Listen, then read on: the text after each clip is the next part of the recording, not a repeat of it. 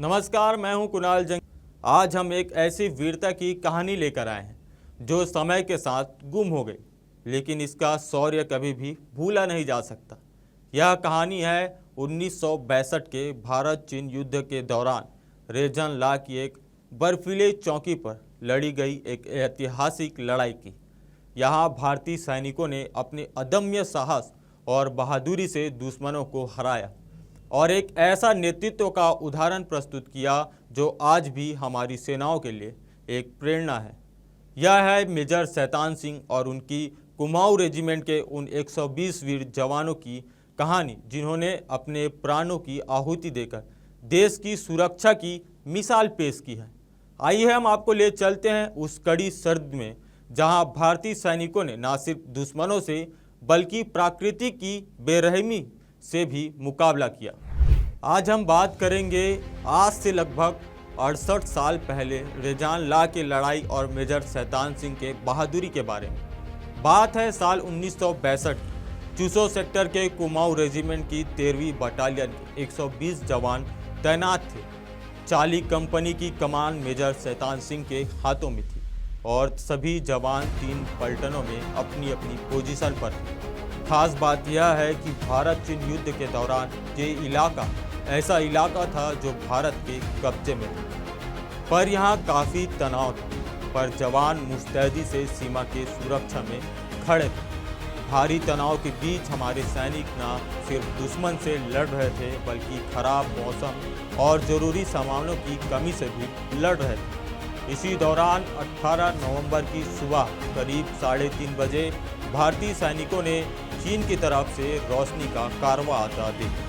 धीरे धीरे रोशनी उनके नज़दीक आती गई और फायरिंग रेंज में आते ही जवानों ने गोलियां चलाना शुरू कर दी। लेकिन कुछ देर बाद दुश्मन जब और नज़दीक आया तो उनकी नापाक चाल का पता चला। दरअसल ये चीनियों की साजिश थी। भारतीय सैनिकों को भरमाने के लिए चीनी टुकड़ी की पहली कतार में याप और घोड़े थे, जिनके गले में लालटेन लटकी हुई। सारी गोलियां उन्हें छन्नी कर गई जब चीनी लोगों को एक भी गोली नहीं लगी। दरअसल चीनियों को भारतीय जवानों के पास कम गोला बारूद होने की बात पहले से ही पता थी, इसलिए ये उनकी चाल थी कि भारत के हथियार जल्द से जल्द खत्म कर दिया जाए ताकि आसानी से कब्जा कर सके।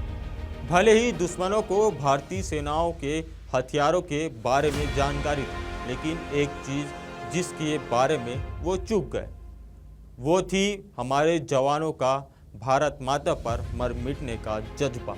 वहीं पे पलटन के एक जवान ने संदेश भेजा कि करीब 400 चीनी उनके पोस्ट की तरफ आ रहे हैं। तभी 8वीं पलटन से भी खबर आई कि रीच की तरफ से करीब 800 सैनिक आ रहे हैं। मेजर शैतान सिंह को ब्रिगेड से आदेश मिल चुका था कि चाहे तो वो युद्ध करे, चाहे तो चौकी छोड़कर लौट सकते हैं, पर उन्होंने पीछे हटने से मना कर दिया। हालांकि मेजर ने अपने सैनिकों से कहा कि अगर कोई वापस जाना चाहता है तो जा सकता है, पर सारे जवान अपने मेजर के साथ डटे रहे। बस फिर क्या था, मेजर शैतान सिंह और उनके जवानों ने रणनीति बनाई कि फायरिंग रेंज पर आने पर ही दुश्मनों पर गोलियां चलाई जाए।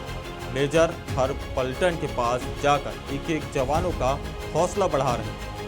कुछ देर की गोलीबारी के बाद चीनों की ओर से शांति छा गई। पलटन को लगा कि उन्होंने दुश्मन को खदेड़ दिया। तभी दुश्मनों का एक गोला भारतीय बंकर में आ गया। भारत की ओर से मोटार दागे गए।